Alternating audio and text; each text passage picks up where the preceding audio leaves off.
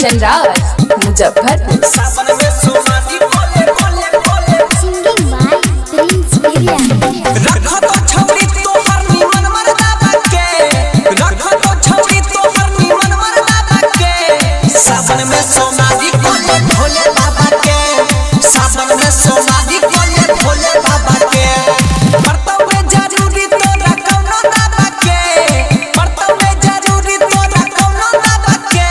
सावन में सोमारी बोले भोले बाबा के, सावन में सोमारी बोले भोले बाबा के।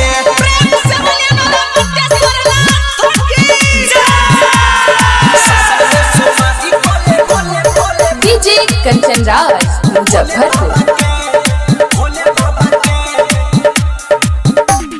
रहतोगे छौरी तोर सुहाग यार, बहावा के कीड़ा पासे जैतो सब भर। सावन में सोमारी बोले भोले बाबा के।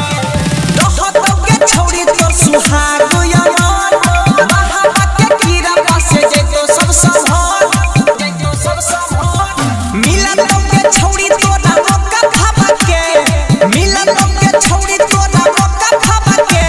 सावन में सोमारी बोले भोले बाबा के, सावन में सोमारी बोले भोले बाबा के। रसीला रिकॉर्डिंग स्टूडियो हसनपुर। सावन में सोमारी बोले बोले बोले डीजे कंचन राज मुजफ्फरपुर। भोले बाबा के।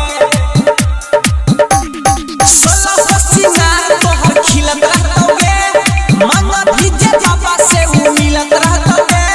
सावन में सोमारी बोले भोले बाबा के। 16 सिंगार तोहर खिलत रहतोगे, मांगा भीजे बाबा से उ मिलत रहतोगे, मिलत रहतोगे।